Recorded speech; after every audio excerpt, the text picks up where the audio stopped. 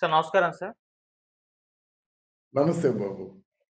Sir deputy CM Pawan Kalyan గారు నిన్న ఒక ఈవెంట్ లో మాట్లాడుతూ జగన్మోహన్ రెడ్డి గారికి ఒక మాస్ వార్నింగ్ ఇవ్వడం జరిగింది సార్.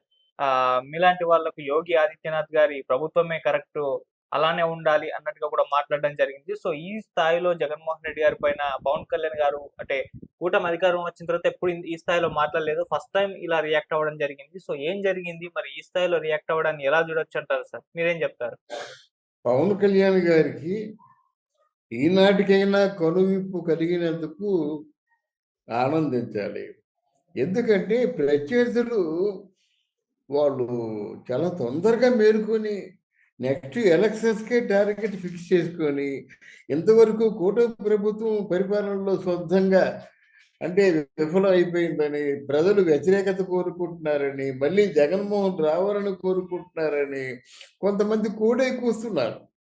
తర్వాత అబద్ధాలు ఎంత ఘోరమైన అబద్ధాలు అంటే, ఒకరోజు యోగాకి అయినటువంటి 30 కోట్లు ఆయన తాలూకు ఋషికొండలో బంగ్లాకైన ఖర్చుతో సమానమని జగన్మోహన్ రెడ్డి అబద్ధాలు చెప్పడం, 30 కోట్లని 330 కోట్లు అని చెప్పడం, ఇవన్నీ దారుణాలు కదండి. పరిపాలన మీద దుమ్మెత్తిపోయడం, పరిపాలన మీద బుర్ర జల్లడం కదా. తర్వాత ఏంటంటే వీళ్ళ వైసీపీ పార్టీ వాళ్ళు ఆగడాలు ఎక్కువైపోయాయండి. ఆల్మోస్ట్ మాకున్నారు అంటే మాకు మేజిక్ ఫిగర్ ఏం దాటినట్టయితే ఏదో ఆ జాతరలో రఫా ఆడించినట్టు తలకాయలు నరుకుతాం అనేటువంటి ఇటువంటి స్లోగన్స్ మాట్లాడడం రాజకీయాల్లో మొట్టమొదటిసారిగా వింటున్నామండి. రాజకీయాల్లో మీకు ఎండలో నిలబడి వరుసలో కూర్చొని ఆ ఓట్లు వేయడం మీ చేత రఫా అని తలకాయలు కూయించుకోవడానిక? అంటే మీకు ఇష్టం లేని వారికి ఓటేసినట్టయితే ప్రజల్ని బ్రతకనివ్వరా? మీరు మనుషులా రాక్షసులా? రాక్షసుల్లా బిహేవ్ చేస్తే ఎలాగవుతుంది? పేరు నాని నోటుకు వచ్చినట్టు మాట్లాడతారు, తెల్లారు లేచినట్టయితే అన్ని అబద్ధాలే. ఇక్కడ అంబటి రాంబాబు డ్రింక్గా మాట్లాడతాడు, నాటకీయంతో మాట్లాడి మిమ్మల్ని ఎవరూ కోరుకోవటం లేదు, మిమ్మల్ని అందరూ తిరస్కరిస్తున్నారు.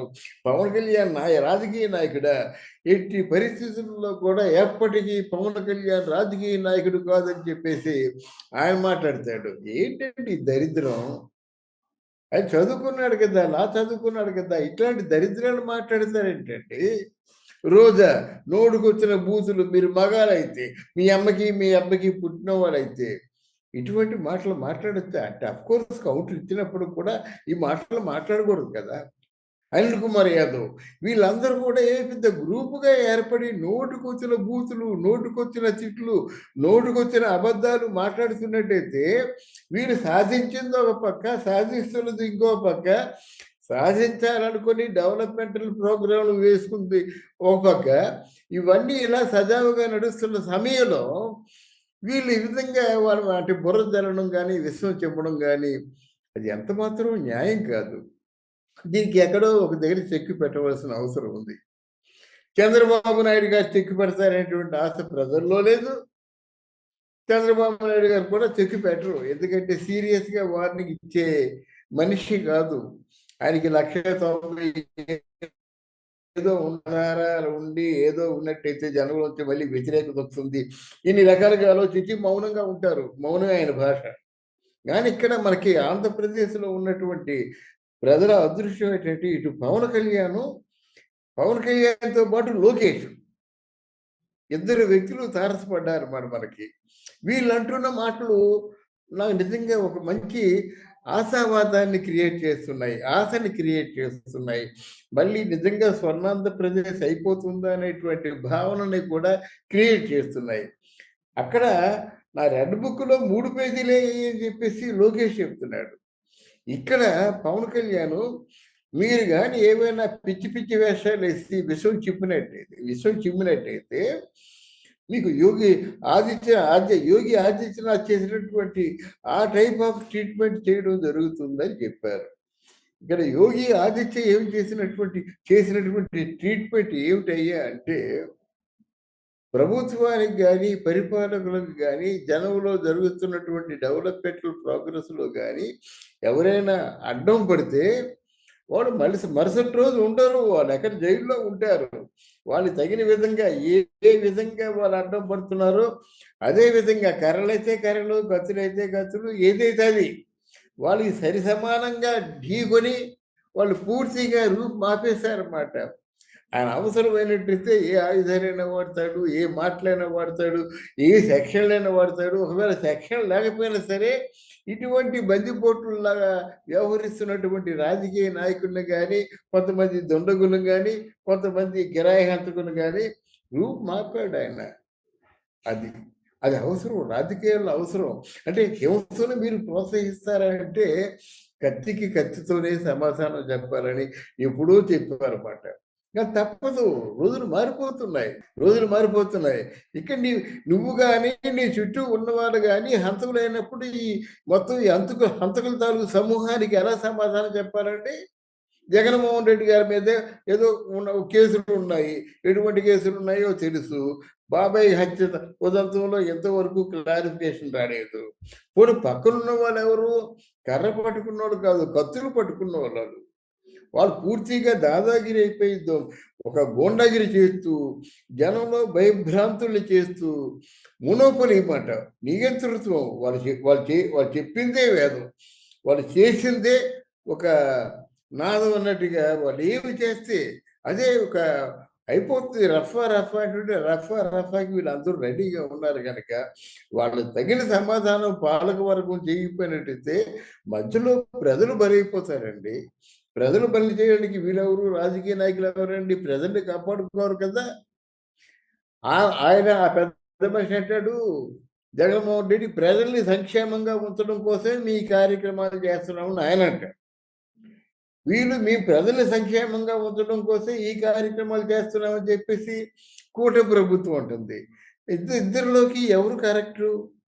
సంక్షేమం చేసినట్టయితే ఇన్ని వాదోపవాదాలు ఎందుకు వస్తాయి? ఇంత వ్యతిరేకత ఎందుకు వస్తుంది? అందువల్ల ఒక క్లారిఫికేషన్ ఇద్దరి మధ్య కావాలి.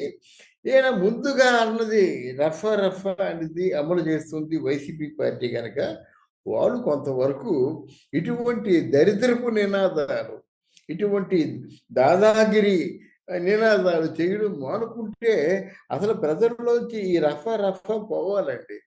రఫాలు ఏంటండి కనుక నాకు చాలా ఆనందం అనిపించింది ఏంటంటే, ఇటు పవన్ కళ్యాణ్ ఎంతైతే ఫిరోసియస్గా సాహసోపేతంగా ముందడుగేస్తున్నాడో అక్కడ మన లోకేష్ కూడా అంత సాహసోపేతంగా ముందడుగు వేయడం, ఇంకా ఈ చర్యల్ని త్వరితగతిన, ఎందుకంటే ఎప్పుడు మీరు అపోజిషన్ పార్టీలో ఉన్న దుండగులతోనే పోరాటం సాగించినట్టయితే మీరు అనుకున్నటువంటి కార్యక్రమాలు, మీరు చేయాలనుకున్న డెవలప్మెంట్ కార్యక్రమాలు ఇవన్నీ లేట్ అవుతాయి.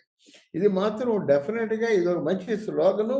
ఈ స్లోగన్తో వైసీపీ పార్టీలో ఉన్నటువంటి అటువంటి ఆ తరహా క్యాండిడేట్లు, రఫా క్యాండిడేట్లో ఊరుకు మొదలవుతుందన్నమాట.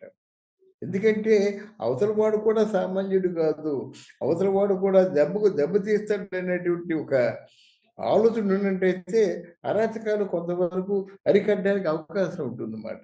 అదే చేశాడు పవన్ కళ్యాణ్, ఆధారంలోనే వెళ్తున్నాడు లోకేష్ కూడాను. సో డెఫినెట్గా ఈ కూటమి ప్రభుత్వానికి ఒక మంచి సిగ్నల్ అన్నమాట. అవతల వాడు కొడతాడు, అవతల వాడు డేపేస్తాడు, అవతల వాడు పూర్తిగా రూపు మాపేస్తాడంటే ఎవరైనా భయపడతారు. అదే చేశాడు ఈ రోజు పవన్ కళ్యాణ్. ఓకే సార్, నిన్న మాస్ వార్నింగ్ ఇచ్చారు జగన్మోహన్ రెడ్డి గారికి, అదొకే. ఇవాళ జగన్మోహన్ రెడ్డి గారి బర్త్డే సార్. సో ఇవాళ పవన్ కళ్యాణ్ గారు తన హుందాతనాన్ని ప్రదర్శించి ట్విట్టర్ ద్వారా పుట్టినరోజు శుభాకాంక్షలు కూడా తెలియజేయడం జరిగింది. సో అది ఇప్పుడు వైరల్ అయిపోతుంది. ఎలా చూస్తారు సార్ ఇది? అంటే బయట ప్రతిపక్షాలు అధికార పక్షం అయినప్పటికీ కూడా బర్త్డే విషెస్ తొలిసారి తెలియజేశారని కూడా చెప్తున్నారు. సో ఎలా చూస్తారు ఈ ఇన్సిడెంట్ ని? ఎవరికి అది పుట్టినరోజు శుభాకాంక్షలు? జగన్మోహన్ రెడ్డి గారికి పవన్ కళ్యాణ్ గారు చెప్పారు సార్. చూసాను. రిపీట్ అండి.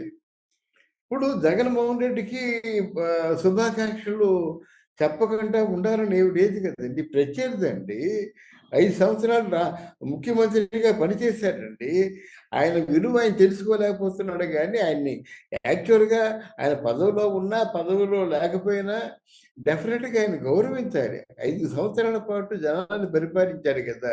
అటువంటి వ్యక్తిని గుర్తుంచుకొని ఆయనకి పుట్టినరోజు శుభాకాంక్షలు చెప్పడం అన్నది ఈయన సంస్కారం. ఎందుకంటే మరి పాలసీ ఇది పాలసీ. యోగి ఆదిత్యనాథ్ తాలూకు ఆ పాలసీని అమలు చేస్తున్నాడు. కానీ ఇక్కడేంటంటే పవన్ కళ్యాణ్ గారు నా సంస్కారం సాటి రాజకీయ నాయకుడికి పుట్టినరోజు వచ్చినప్పుడు అందున 5 సంవత్సరాలు ప్రజల్ని పరిపాలించినటువంటి రాజశేఖర రెడ్డి కొడుకు తాలూకు పుట్టినరోజు వచ్చినప్పుడు మనస్ఫూర్తిగా విష్ చేస్తాం. వాళ్ళు ఎలా రిసీవ్ చేసుకుంటారో తీసి పక్కన పెట్టండి. అందువల్ల అది మంచి సంప్రదాయం కూడా. ఆ సంప్రదాయానికి తెర తీసినటువంటి పవన్ కళ్యాణ్ డెఫినెట్‌గా అభినందనీయుడనమాట. దాన్ని మనం స్వాగతించాలి.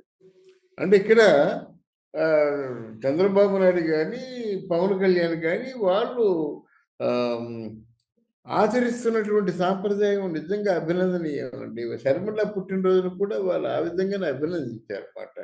ఇప్పుడు వాళ్ళ పాలసీలు వేరు, వాళ్ళ తాలూకు సంప్రదాయాలు, వాళ్ళ తాలూకు పద్ధతులు వేరు, సిద్ధాంతాలు వేరు కావచ్చు గానీ, ఆ హ్యూమన్ రిలేషన్స్ మాత్రం ఎప్పుడూ మెయింటైన్ చేయాలి.